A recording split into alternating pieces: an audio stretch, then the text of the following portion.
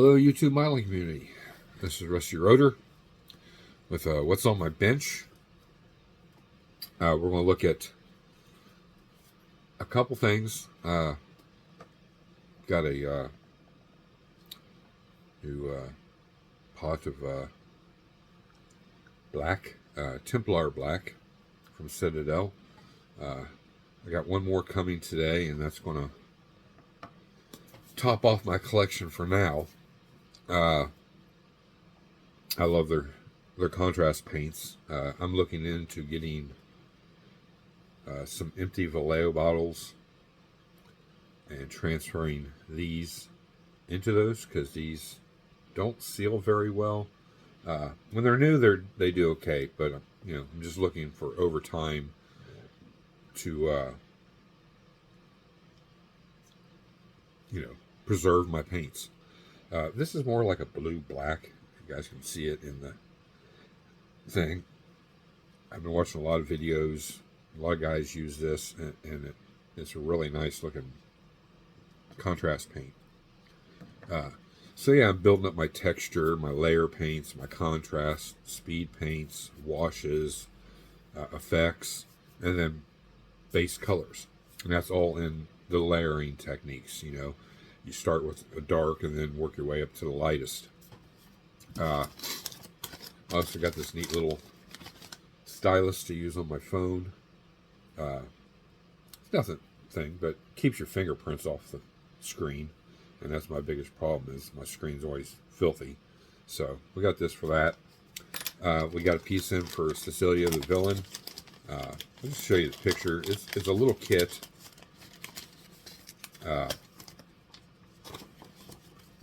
Very easy to follow instructions. It's a rabbit cage. Now, you say, why didn't you scratch build that? You scratch built the pigeon coop. Yes, I did. But, up on the roof, that's been up there for a long, long time. This is one of the tenants in the building. They've got a pet rabbit, which I've showed you. See if I can find, here it is. The little pet rabbit. And this is where he stays. And this will be outside one of the buildings down in the courtyard.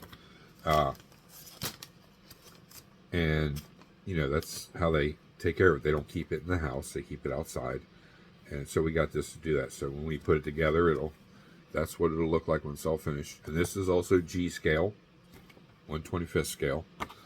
So anybody that really wants to integrate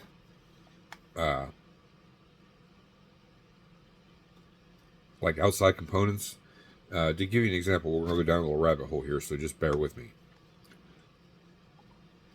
G scale is the outdoor trains you guys see, the real big trains.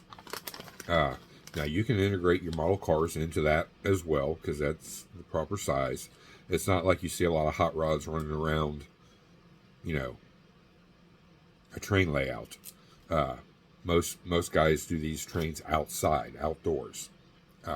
But you can very easily build your model cars just as a regular car, a stock car. And somebody in the town's probably got a hot rod, so yeah, you can definitely incorporate a hot rod here and there.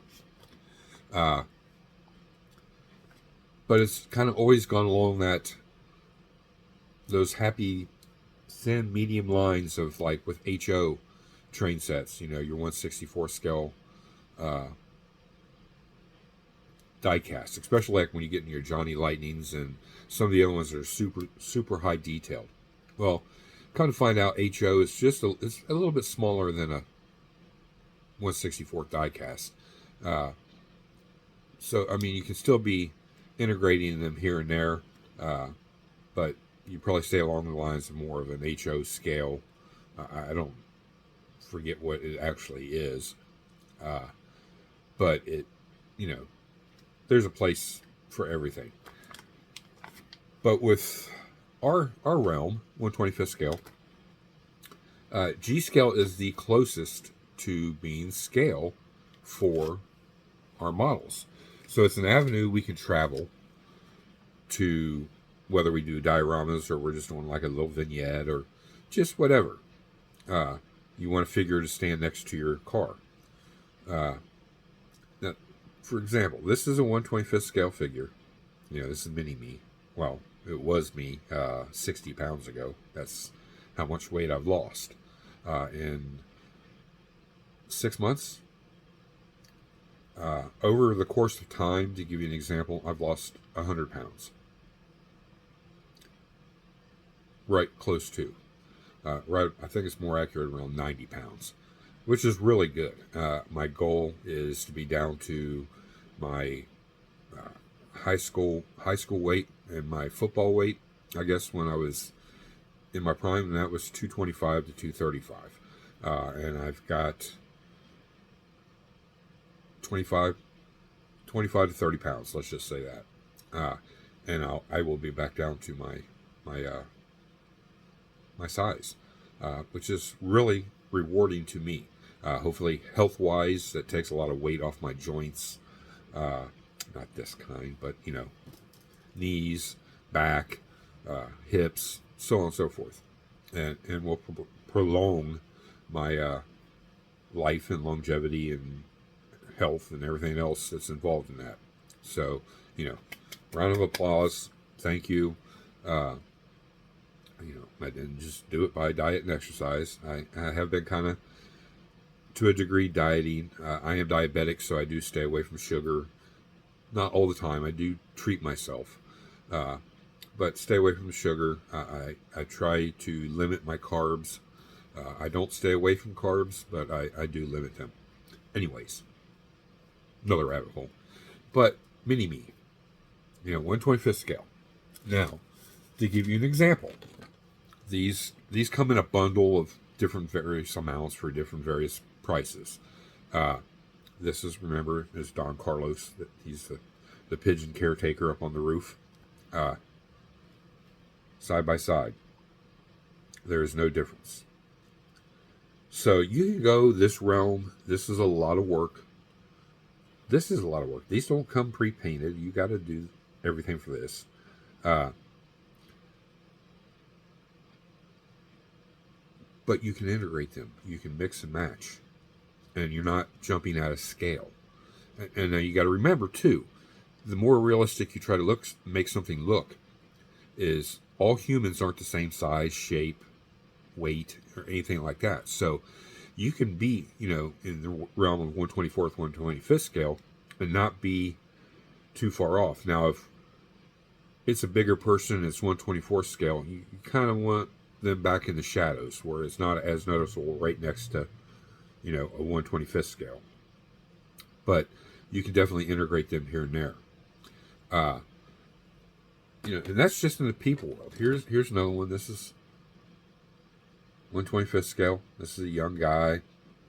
This is one that we're going to be using on the diorama, and he turned out really good. Yes, he's a little dark, but you got to remember, in Italy, people are a little darker. They're not fair skinned. That doesn't mean there's not fair skinned people living there, but most people that are actually from Italy, and people that live in Italy are from all different places in the world too. So it's not just Italians. They may be Italian, they're just not Italian descent. They're, Irish Italian or Mexican Italian or, Indian Italian.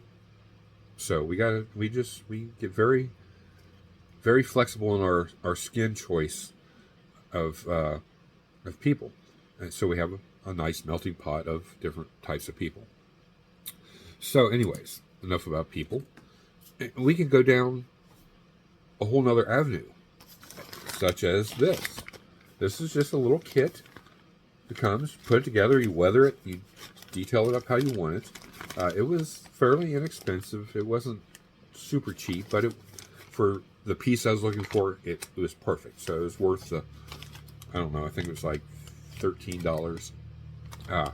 But there's three avenues, I guess, you could go down for modeling.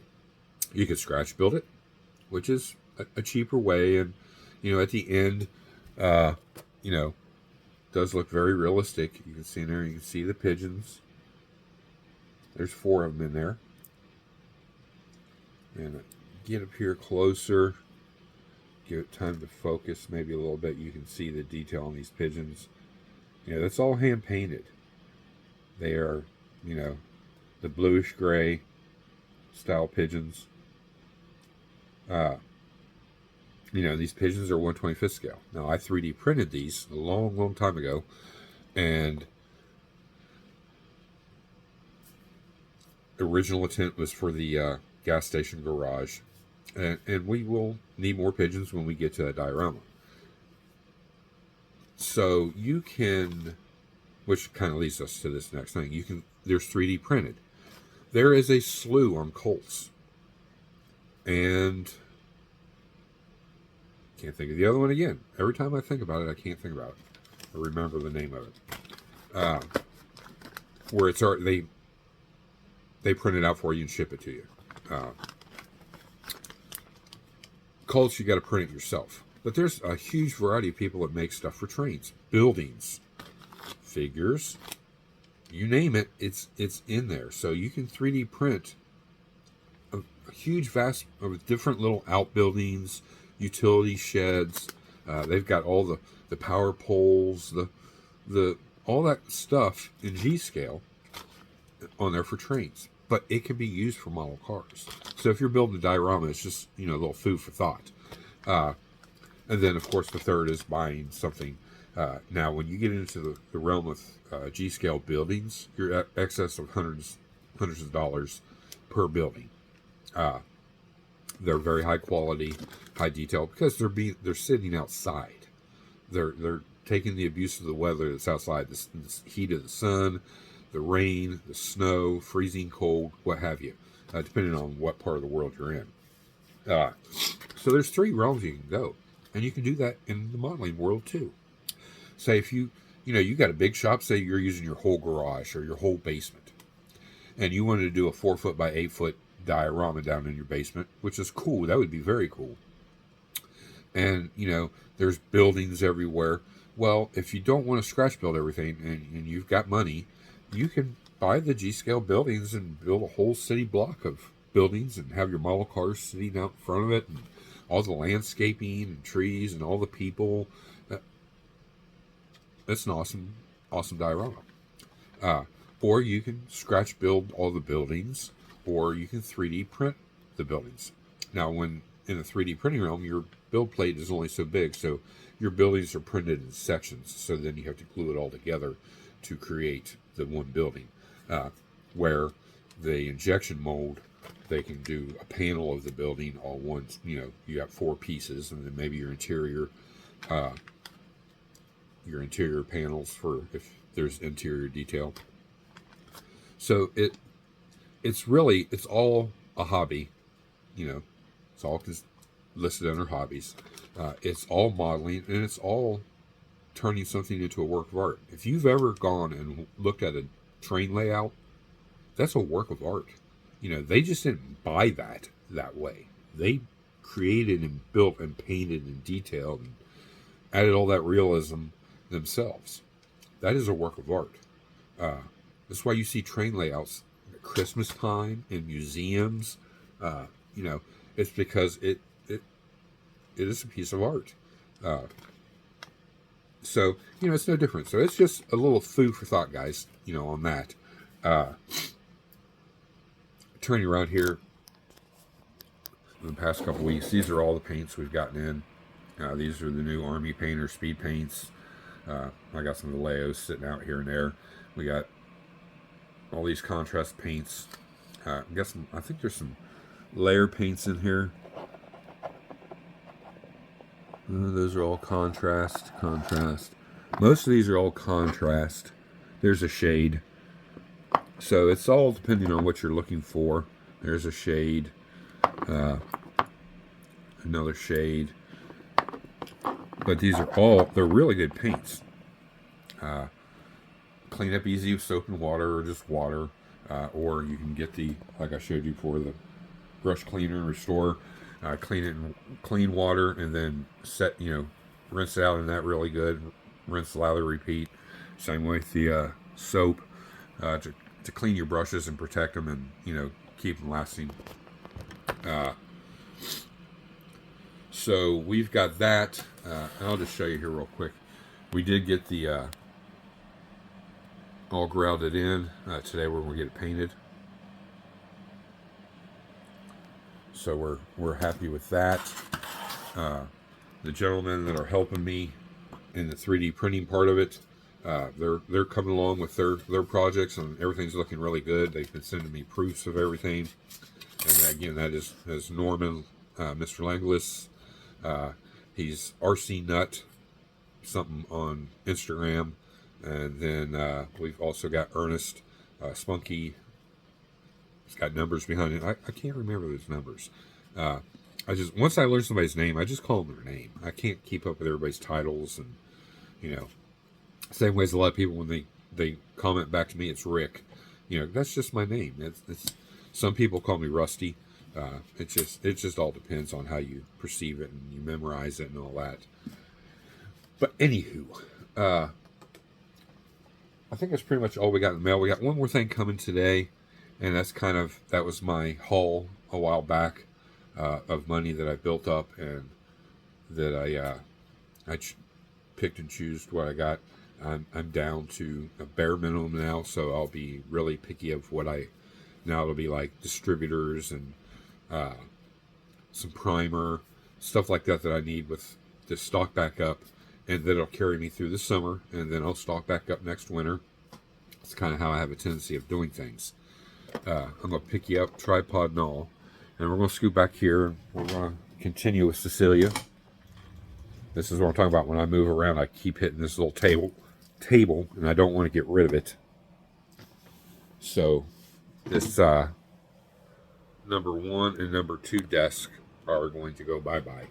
I got to do some measuring this weekend and see the diameter of the diorama table, and if I move it back here, how far I'm sticking out here, if I can get through, and all that final crap. So I went ahead, and I think I told you guys already, we figured out, we got the body work done really good on the villain, and we were ready for paint. I had to get a few other things ready, so we went ahead and got that done. The villain is in paint now. That paint work is done. I don't have to do anything else. There's no buffing and polishing. The paint laid beautifully for what we wanted and the look we're going for anyways. It's not a pristine truck. It's weathered. It's been kind of restored a little bit. She's straight, and so on and so forth. I do see that I'm going to have to go through and put another coat of paint on the bed. It was light. I didn't get enough on one of the fenders, so that's not a big deal. That's just a clean, quick bath, let it dry, and then we'll hit it with some 3000, and then we'll repaint the fender and this side of the bed right here. But you can see this is the bed. The tailgate does function. It's not a big deal, but in the diorama it'll be open where they're unloading stuff. But this is the fender that you can kind of maybe see. I don't know. There you go. You can see paint got a little light there. I didn't see that until just now. So it's good to look over. There's a few other spots of lightness I didn't see on the inside here. I think I need to up my lighting a little bit over there. I do have extra LED lights. I just got to figure out how to incorporate it into the spray booth. But other than that, looks really good. I got really kind of heavy here, so I'm going to sand this a little bit, and then we'll probably hit it with another coat. You can probably see the shininess right there. We don't want shiny. It's a matte finish. So we got to clean that up a little bit. So that's easy though. It's just one piece. Take it over there, and after we prep it, and hit it with one final coat all the way around, and that'll take care of it. But I'm going to set it back down here so you guys can kind of get an idea of the villain. There she is, mocked up. We don't have the running boards on it or anything like that, but You know, we've got everything in place. You know, we got some. We may have to go over this. I mean, this is really magnified. Go over this and lightly sand it down and hit it with one more coat. I can see a light spot on the hood. See, it's good to have really good light so you can see. Yep, definitely missed some spots, even on top of the fender there. So yeah, we'll have to. Looks like she's gonna have to go back in the spray booth. But you can see now we got the frame all done. The fuel cell's in place. We've got our aluminum tube where we'll extend the fill up to and through the bed. The square tubing you see in here, this is my motor mounts for the engine, for the thing. They don't provide it, but you know, that's okay too. Take that off there and set it to the side. Now we know that we'll have to do some repainting, which is really no big deal because the paint is ready to spray. I just got to prep the body a little bit, hit it with another coat, maybe two, and we'll be golden to go. But yeah, the frame is all done. It is cured. Tires and wheels are on, brakes are in, front suspension's in. Now all we got to do is we'll run our lines for the airbags. We do have to figure out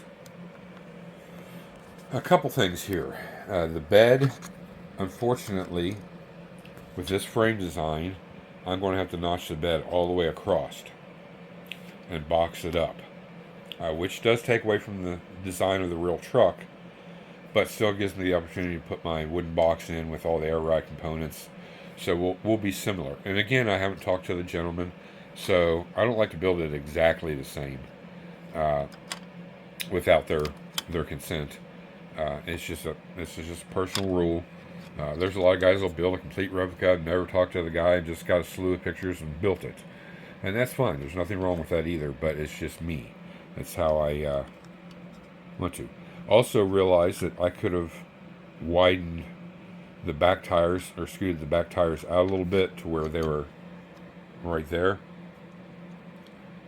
So we may go back now and notice that we got about 1/8 of an inch on each side we can expand out. I did keep the little spacers right there. So we may get these off of here and put those spacers on there and extend those tires and wheels out in the back. Back only, front just barely fit inside the fender wells. So they're spaced. I would like to take a little off, but I have nowhere to take it off. So it is what it is. And then this is as low as our bed will go.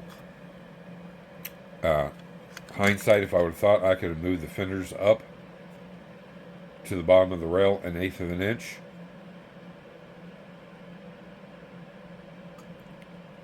And then I would have had to move these skirts down. I would have had to separate them off the fender and then move them down to line back up with the back of the bed or the cab where they should be in for the running boards to fit properly and look the part. But, you know, we don't have to be exact as the real truck. This sits really low. You guys can see it's about 1/8 of an inch off the table. So it's no big deal.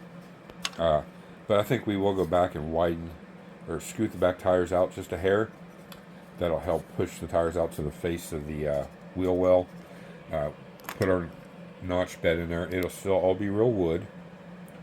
We'll build our box for our air ride down the side here. This will be our platform.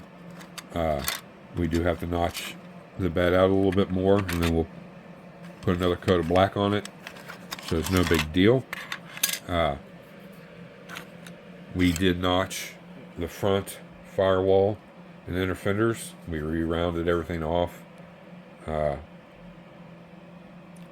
You can see there I need to add more paint. So they'll have to go in there and get a few more coats. No big deal. But that's to allow for the upper and lower control arm clearance when it's in place here, which you can see it does have now. And we kept the integrity of the fender well. That way we can mount things to it if we need to, or if there's stuff in the kit that gets mounted to it, we can still put it in place. The battery goes back here on the face of the firewall, so that's no big deal. And we got our little engine over here. We got our halves together. We got our intake on there that we want, and we fit it in there. We're good. The only thing we're worried about now is clearance for the drive shaft and the exhaust, which I've got about that much space, which should be just enough to run the drive shaft through, along with the exhaust, without any issues. We've got our interior painted. I want you guys to get up there and look at the skull. That was painted with the speed paints and a little wash over top. You can see how good that looks. And that's just one of those little Citadel packs. It's got like 100 different little skulls and horns and stuff like that in it for wargaming, to put on the little bases, or in our world makes great little shifters. I mean, that thing is tiny. You can see my finger how small that is. I used a piece of pin and I chromed it to make the shifter rod, and then the boot is just a putty that I got, that I sculpt and mold, and then it hardens sitting in there, and then I painted it with a leather black and gave it that leather boot look. The top part of our steering column is chrome, so we chromed that. Our starter button down there, the shaft of that's chrome. We matted our pedals, made a matte black versus or flat black versus matte black, so there's some definition in the different shades of black. The seat is functional. The size of the seats, those bars are chrome, so we chromed those. And yeah, so I mean, our interior is really done, other than some final assembly, and the dash goes into the cab of the truck, and then this all gets married together. So we're not too particular with that. But yeah, it was kind of glad that I showed you guys this. I saw some. They're not really flaws. It's just I just didn't get enough paint on it, and that's fine. It's the paint is very clean. I did see on the side of the truck, it's not rough. It's baby smooth, feeling it with my finger.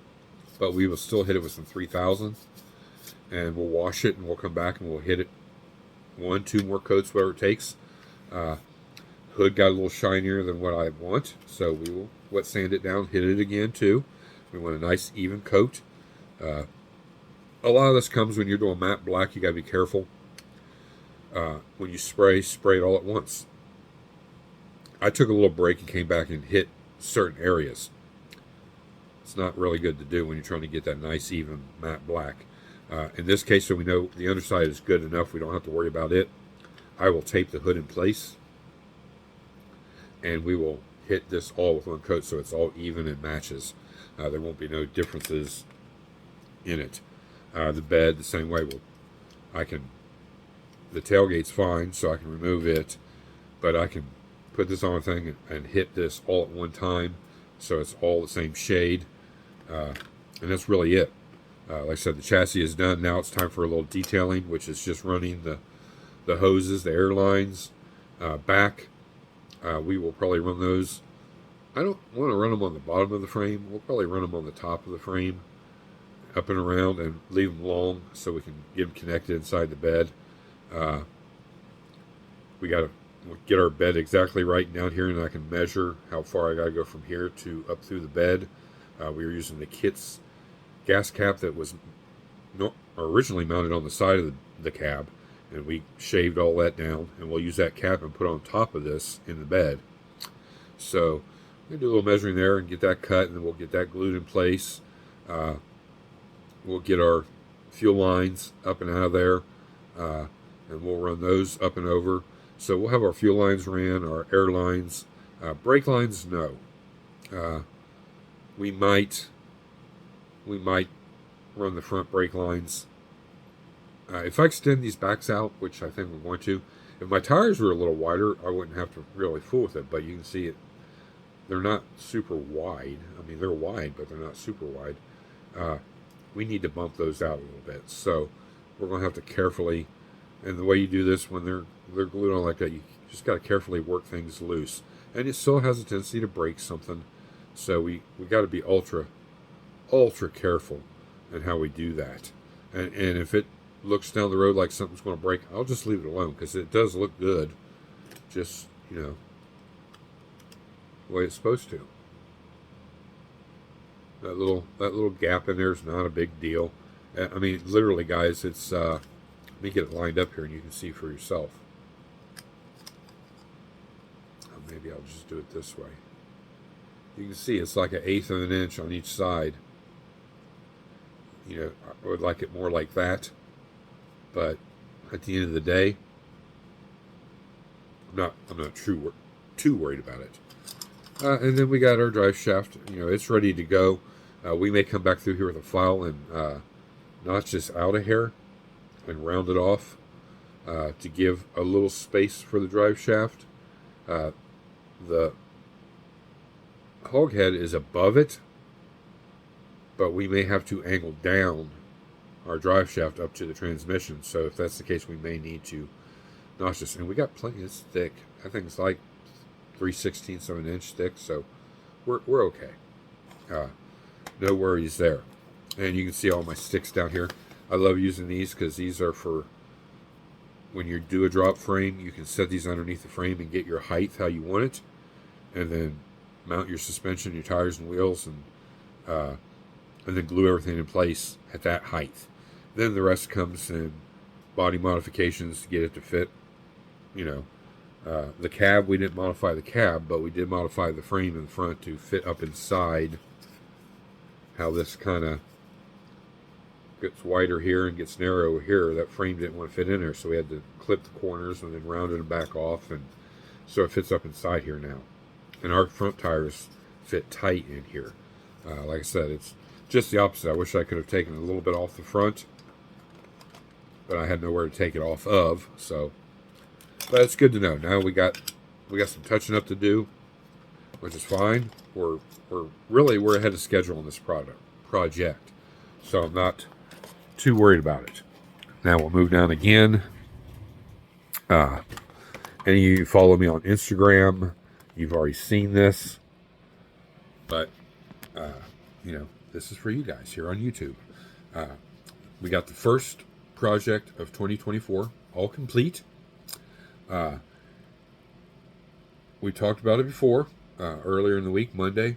It is a very nice looking model.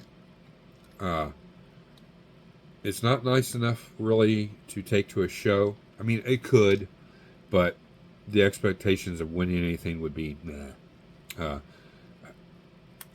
If it wasn't for, I have to say it's my fault. It's not, you know, anything else's fault. Of paying attention, I could have probably prevented this, but I wet sanded it all down. This paint is baby butt smooth, and we'll take a look at it also. But when I came back to polishing, I was machine polishing, and the polisher slipped on me and went up, and then the outer of the wheel hit the top of the quarter panel, and I'll show you that right now. It's hard to see in the picture, maybe not so much. You can see that dark spot right there in front of my finger, and it got it good. Now, anybody knows candy paint, you're done if you mess it up in any way. You can try to touch it up a little bit and create it, and we did. We added layers of the pearl, and then we added layers of the candy, and then we did clear coat over top of it, and it just is not the same. It just never turns out the same. So, lesson learned. Pay a little more attention, be a little bit more careful. Those kind of things won't happen.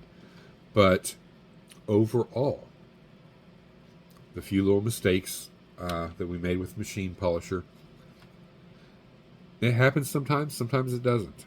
And this Mustang's got a lot of edges, a lot of curves and sharp edges, so you just got to be a little more careful. But we did get the paint. We still need to do a final polishing on this, but you guys can see. I mean, that paint is smooth. There's no more, orange peel in it. That is glass smooth.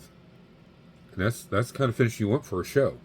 I can take this out real quick and we'll give it a little.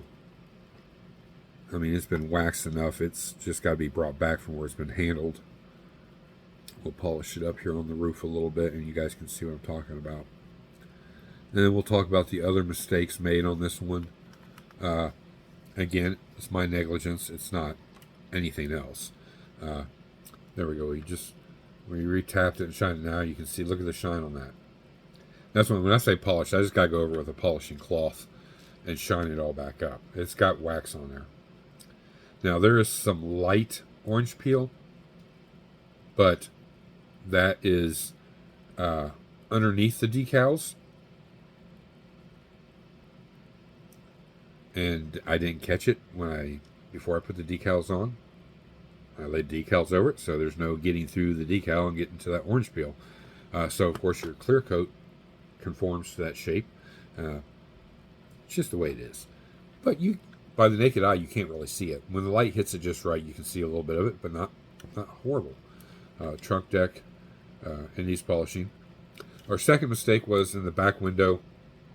I lifted up off when I was applying the glue, and it spiderwebbed a little bit.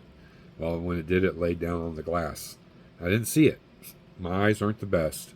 So, of course, then it cured, and it created a couple little striations there in the glass. Again, at the end of the day, no big deal. You really got to be up on it close to see it. And, did we learn anything? Yeah, we learned to be more careful next time. But, the Tropical Glitz, this is the Tequila Sunrise, guys. Again, this is the candy. You can tell it's a candy. It's as thin as it is and transparent as it is. You can use this as just a base color, too. That's the best thing about Tropical Glitz. Their candy bases you can just use it right over the primer and then clear coat it and be done. Or if you really want to give a good metallic look to it, you'll use a black primer, and then you'll use a real glittery gold or silver, and then maybe a pearl over that, a light thin down layer of pearl, and then you can come over it with candy and you'll get some really unique different designs in the paint. Like, this is a beautiful color of orange. And remember, we faded this. It's not faded from one end to the other. Well, it is, but it's not like continuous. It's spots of fading. Like in the darker areas, it's darker. The lighter areas, it's lighter. And we did that on purpose. Like right up here in the gills, you can see it's a little darker. Darker, darker, darker, lighter, lighter, lighter, lighter, lighter. Down, from the top facing down, you can see how, look at the shine, you can see the reflection there. And it's not that it doesn't have a beautiful paint job, guys, and it's not that I'm not proud of it. I am very proud of it. It turned out really nice. And this is for my niece, the girl that does my editing when her system's fixed. Again, she'll be doing it. Right now, it's just same old, plain old me. So, what did we learn? We learned to be a little slower. Don't rush so much. A little more careful. A little more aware of what we're doing. And these are things I learn all the time, every build, because I make the same mistakes over and over and over again. Same as everybody else. I'm not oblivious. I don't learn my lessons every single time, unfortunately. That's why I always say I'm a mediocre builder. A professional builder, although they do make mistakes, they're less likely to make those mistakes over and over again. They, blah, blah, blah. And the more I'm in here and the more I'm doing, the better I get. but I'm also human. I take breaks. I go on trips with my family, my wife. I just sit upstairs a couple times a week and do nothing down here. So I'm continuously rusty. Rusty rotor. Get it? You guys get it? See why I got that nickname? Uh, that's part of the nickname. The true story is I was called Rusty Rotor because I was a brake guy. And one day we had a couple new guys. We were getting them trained. And I was beating the shit out of a rusty rotor on a truck. And I couldn't get this thing off to save my life. So I finally got my 3-pound sledge out, my toolbox, and I'm waylaying this thing from the back. And this rotor comes flying off, and it hits the ground, and this big plume of rust comes up, and it coats all over me. And the guy goes, "Ah, rusty rotor." There you go. I think I've explained this before, and because I don't stay liquid, I still am a little rusty from time to time. But the more I'm down here, the better results I get on a build. And it's the constant, continuous, the repetitiveness, and your mind is more focused. Hey, I made that mistake last time. Let's just be a little gentler. Maybe we'll do it by hand in this area. I catch myself as we're, okay, I'm in the home stretch. Let's just, crap. They could be prevented, but no, oh well. So we'll start from the beginning. This was primed with Mr. Color, black 1500 surface primer, fine surface primer. Love Mr. Color's primer line, the 1500s, no matter what shade, pink, white, black, light gray. It doesn't matter what it is. You can mix the light gray with the black and get the darker gray, depending on what kind of variation you want in your color of paint. Remember, your primer really sets that, so whatever you choose, spray it on something first and spray your colors, all of them, so you can see what your final shade is going to look like, and if you're going to be happy with that before you spray your whole model, go, what the hell is this? Pro tip. I'm not a pro. I just like to say that. Pro tip. There's your tip of the day, though. Always, I don't care what it is. Make sure it's plastic, though. And if your model's white, use a white little scratch piece of styrene. I buy those sheets in a bundle, the sheep stuff, off Amazon, and I cut them into little 2-inch squares. Okay, and I'll put that on a little piece of stick with a piece of tape behind it. I'll prime it, let that gas out. I'll come back and hit my pearl base or my metallic base, and then I'll come back and hit my pearl base again if that's what I'm going to do, and then I'll hit my candy over it if I'm doing that, or whatever it is, and then my clear, and then that's my test card. And I'm going to start, not on these builds, but my next builds, that little test card is going to go, and I will write on the back of it the colors I used with a black permanent marker, and that will get stored in the box from the model. And you say, why would you do that? Well, down the road, maybe I enjoyed that paint job very well, or somebody else enjoyed it very well, and they want to know what the ratio and the combinations are. I have that information. It's stored in the box the model came in. I don't get rid of those. I keep those because I do have a plan to put them on the wall and the model to be in the display case and sit on top of it. So what better way? And I can display that test card as well. And it's the same as some of these kits. You get these, you get these great little boxes. It represents the big box. So you can throw the big box away and you just keep this. You can make these functional, open and close. And you can make your test cards the size of this, just a little smaller, and put the test card inside of here and display this next to your model. It's just options, guys. But, this is a cool little thing. I can store the big boxes up and away and keep these out and keep my little test card in here, and I know what colors. So if I want to repeat this paint job, I have that information, is what I'm getting at. Anywho, so Mr. Color 1500 black, and then we shot it with Tropical Glitz Galactic Silver. Normally in that process, you don't have to do that using a pearl. I like it because the pearl I spray generally just 2 coats, and I thin my pearl down pretty much, more than probably anybody else would. But that's because I want that, in this case, galactic silver to come through that pearl. There's enough metallics in that pearl, but the two combined really pop, especially in the right light. And the only light you're really going to get is if you're directly on it or out in the sun. Sorry guys, I had a little brain fart there. And I'll give you an example. I'm trying to find, here it is. Now this is a UV light, and this is blue light. But we'll show you, and maybe you can see it, maybe you can't. We'll get up here on the camera. Let me know down in the comment. You see that pearl? There it is. And you can see that galactic silver coming through too. But only under the proper light will you see it. Just sitting here with the naked eye, and my shop's not lit up today, you don't really see that pearl coming through. It is there, trust me. Old Tom, the one I built for him, the 40 Ford, it's kind of the same way. It looked like just a real pretty blue paint job, but you get that underneath the right light, my God, you can see all that metallic and the pearl coming through that candy, and you're like, oh, okay, now I get it. Acme, that's why I liked it. It was just in the right spot, just the right light, and I had light shining on it, and you could see all those metallics coming through that candy, and it really popped.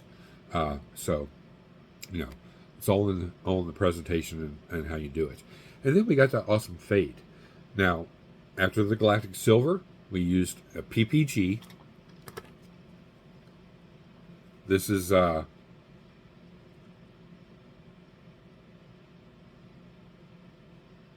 so he wrote on here for me, use a transparent white base, and it's not reduced. So this is bulk paint, and this thing's full, but it's a beautiful orange. You know, we can open it up real quick. We'll be very careful. You can see that pearl already shining in there. But I thin this down, and I use the leveling thinner and then sheep thinner on top of it and get it less than milk, because I'm spraying light coats. I want that pearlization on there and the color, because that's my base color, to cover up the Tropical Glitz Galactic Silver, but not the metallic part of it. You know what I'm saying? It's want it to cling and give my base color, which it did very well. And then we shot it with the Tequila Sunrise. And we kept doing it to get our shaded areas. We wanted darker, and the lighter areas lighter. You know, we stayed off of it less. So yeah, that was our paint consistency. And then we used the Acme 2K Clear, like I always do. If I'm not using Acme, I'm using Splash, or a company like that.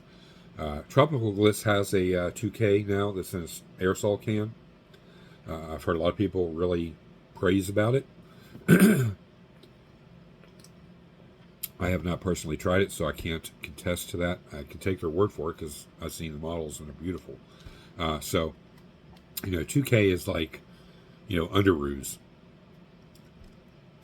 Kind of all the same. People say, oh, I love this more than this. I tried that and I didn't like it. I like this, but that's fine.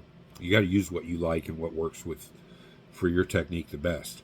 Acme, switching over to Acme really wasn't a hard thing. I was always using Splash 2K, but I found myself pouring money out constantly because the hardener would harden up, or I'd only get one, maybe two models out of a little bottle, and it's almost $20 for the two things, the hardener and the clear, plus the shipping was like $24. And now that's gone up even more, so it'd be closer in excess of $30, really, in the grand scheme of things. For $65, I got a quart of 2K Clear, and as long as you keep it sealed and properly and careful with what you're sticking in there to get it out with, that will last years and years and years. Now I will have to eventually buy another thing of hardener. No big deal. Just order the hardener. You know, it's $65. It's probably like $20, $25. So that's not a big deal. And then that one will finish out that quart if I ever get through that whole quart. Anyways, so that was the painting process. Now we know, as far as paint goes, the decals, the kit, they don't run continuous. When I say continuous, is they're die cut, so they'll go to the edge of the scoop, and then you'll have the second set here, but they don't go up and underneath the scoop like the real car would, or up in the front where they would continue down over the where the bumper is right here, or up underneath in the front valance, same way in the back and underneath. So I had to match a white. I found that the Vallejo white, right there's the number, 70.951 white. This is like $4 and something a bottle. Hobby Lobby. I love this white. I use this to blend all my colors and acrylics. Anytime I have a white decal, this always matches it the best. So all I did was mask off, and then I just started brush painting. And you're saying brush painting? I could airbrush this, but I brush painted. And I say that for a reason, because the decal's a certain thickness. Even airbrushing is not going to lay without multiple layers. So why not put it on heavy? I let it dry. I came back with 3000 grit, and I just lightly sanded those areas and got them smooth so you didn't see the brush strokes. Works very well, especially if you need to repair a crack or a chip in a decal, which I did have, and I've covered them up, so now you can't see those, and you get the nice look. Everything's painted. Stripes are straight. You can look down there and see. So don't count these little guys out, man. They can come in a clinch there for you. You do a lot of 3D printed tires, and they got raised white letters or the white wall. Tiny brush, like I showed you guys, those little cheap disposable brushes. Put this in a little vat like that. One little drop. You can paint your tires on there. Let it dry, because this is pretty thin on itself. Come back and put a second coat over it, and then come over after it dries with a matte varnish. That'll protect this, just like doing a clear coat on your paint. So these aren't done that way, but it is an option. Cecilia, the villain, I hand painted the tires. The wheels are all hand painted. The tires are painted. You can't see no brush strokes in that. The red lines are hand painted. The chrome center caps are hand painted. The wheels are painted hand by hand. And then I varnish them to protect them and give them the shade that I want, whether it's matte, flat, semi-gloss, gloss, high gloss. There is high gloss. There's gloss above and beyond. So, be mindful of what you want things to look like and your end result. Then we used the Tamiya Clear Orange for the fog lights. I did that just to keep the color consistent on the whole build. Normally they'd be clear. Some cases you'll see they've been done in green, blue, yellow, purple. I've even seen purple. That's just all in your representation. We did use bare metal foil and a new type of foil that I do not like, and I will not be using again because it's just too chunky and too thick. Especially using it side by side with the bare metal foil, there is a difference. So that was another mistake made, but at the end of the day, it looks okay. And I say okay very lightly. This kit does give you the availability to open the trunk, but you do have to make the hinges, or you can just set it in place. Doesn't matter, but I like the hinge method.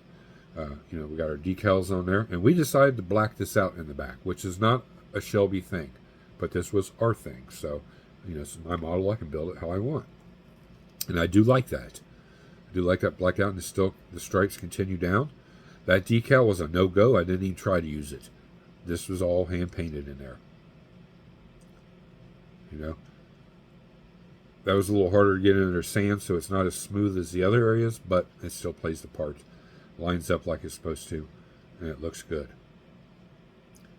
Our taillights are in. Our gas cap is on. No fitment issues there. The only fitment issues, we'll get to them, I had this is a pretty old kit. It's just been revamped. Overall, it was really good. Didn't even think about this issue through the whole build, but I should have probably had to have. So since we have a hinged functioning trunk, we painted this to represent the rubber seal that goes around there. It had a carpet texture, so we painted that black. You can see our stripes continue down there. They continue down here. That was all done with brush, lightly sanded, and then clear coated. Protect it.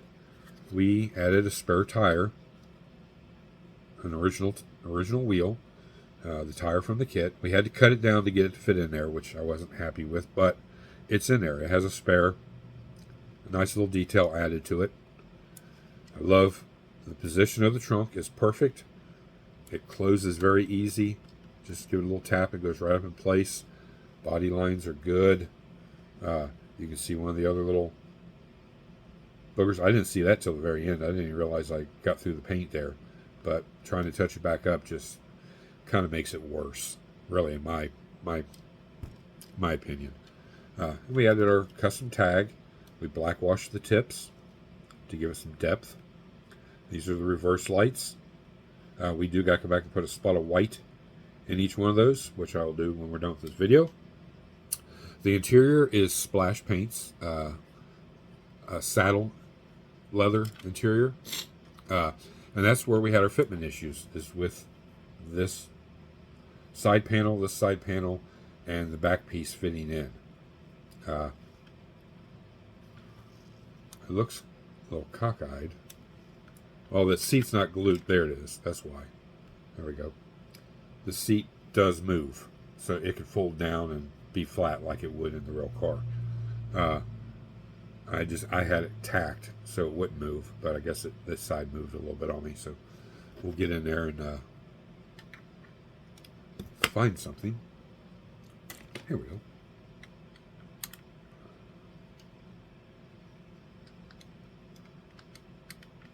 That's a little better. It's not, this one side's still tacked, the other side's kind of loose, so no big deal. And we added our seat belts, photo etch hardware. We kept the colors consistent, black carpeting, black seat belts. The top part of the dash is black. The lower half of the dash is interior color. It's been wrapped with the nice leather. We went with white gauges. We added the gauge faces by using clear UV glue and curing it.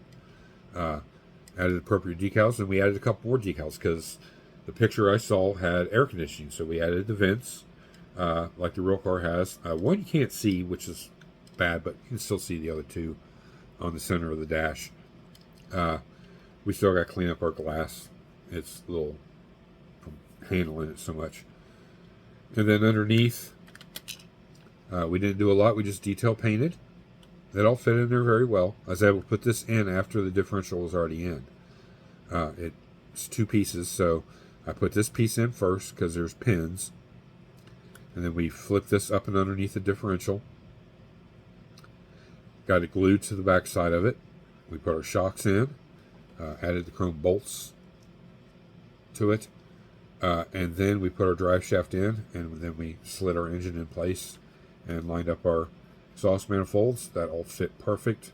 No gaps.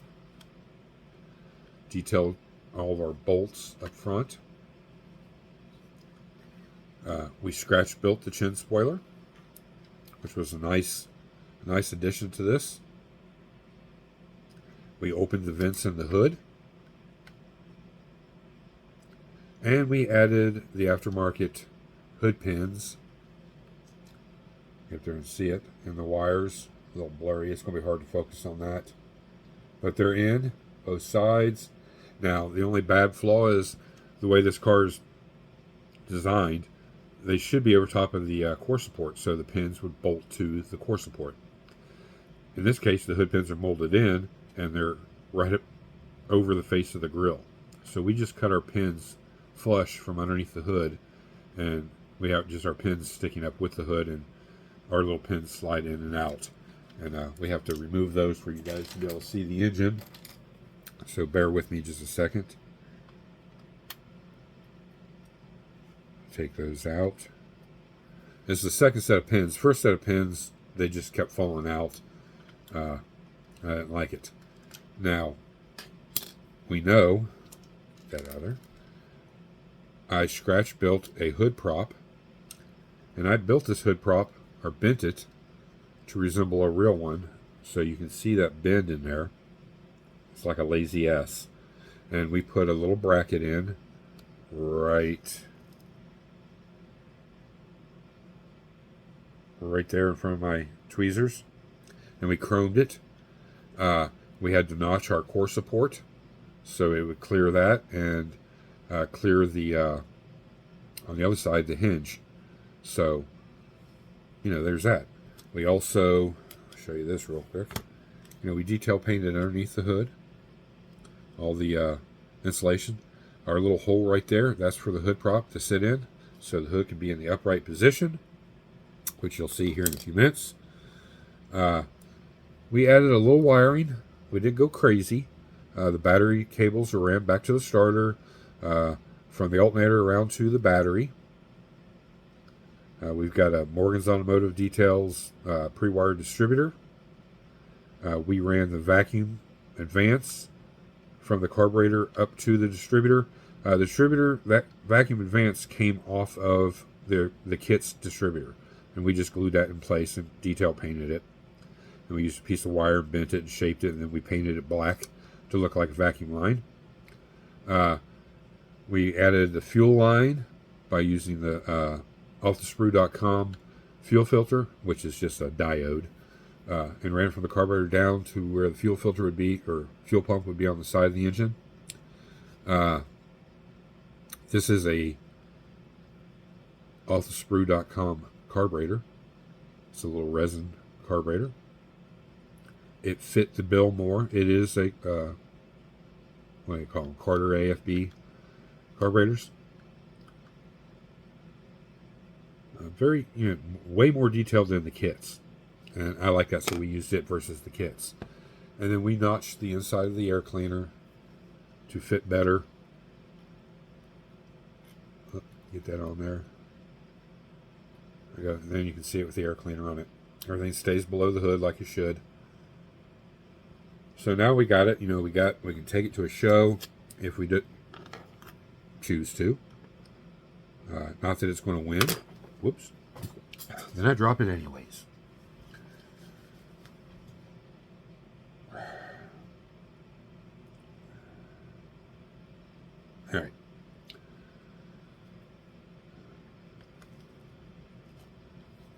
I'll take you off of here. So then you can see it's sitting there. Got the hood prop up. It's not in place, but I just got it right there for now. But then you can see down inside the engine compartment, just like if it's sitting at a show in a parking lot. I can open the trunk. So we got a nice display model, and that's how it'll be displayed. It's just like that, so you can see all the detail of everything. But yeah, looking back here, looking overall, beautiful orange color, and it's got the darker orange in the areas. Decals went on nice. I had a few issues with them, but again, human error. Our tires and wheels are Z-Force Model Works. They are the Forge Line RS6 19x9 in the front, 20x13 in the rear. There's the price of them again, available at Z-Force Model Works. If they're not on his website, then they're probably on Colts. You can go buy the file and print as many sets as you want. And they come with the knockoffs. These were all hand painted. Well, the centers were airbrushed. I hand chrome painted the sleeves and the knockoffs. These are Fireball Model Works decals on the tires. The tires were hand painted as well. And they fit the part of the build perfect. And overall, guys, that's a good looking model. So, as they say, beauty is in the eyes of the beholder. I would be proud to display this in my shop. Wouldn't hurt me a bit. I'd love it. But it is going to my niece, so I'm sure she'll cherish it. And if she ever needs to get rid of it, it's coming back home here. Just so you know that, Riley. We don't give it away. Don't give it to nobody. Stays within the family.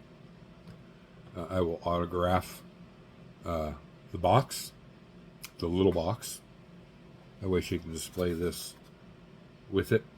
I didn't write down the colors of this one and the combinations and ratios, but like I said, moving forward, I think we're going to. Just so I know.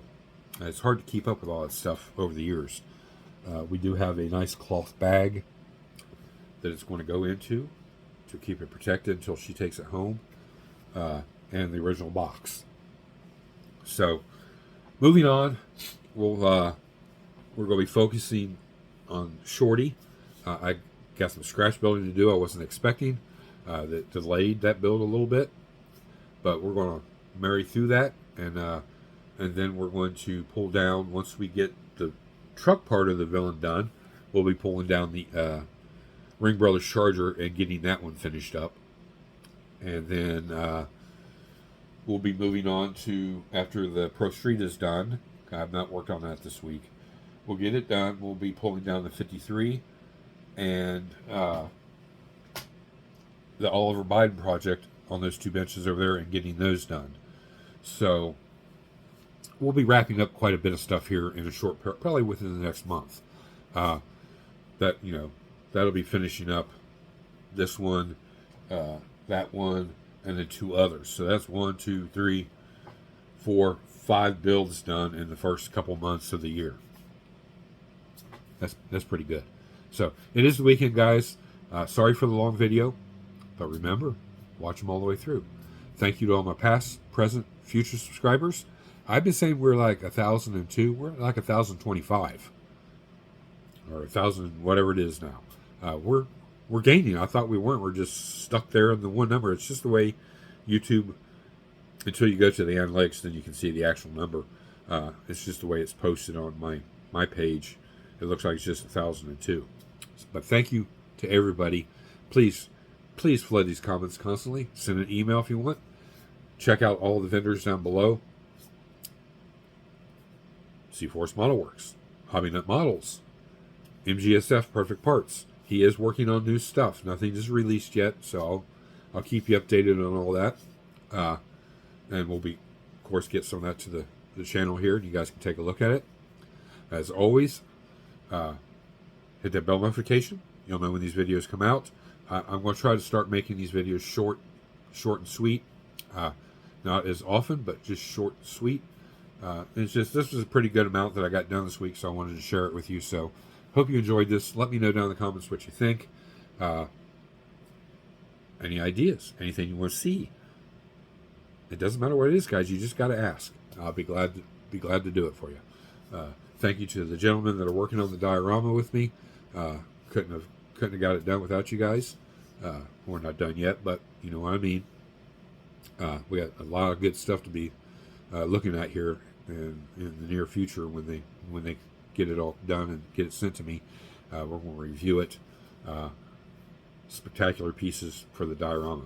So you guys enjoy your weekend. We'll see you back on Monday. No Mental Monday, but we'll be back on Monday with whatever we get done this weekend or just general talk. So we'll see you then, guys. This is Rusty Rotor. I'm out.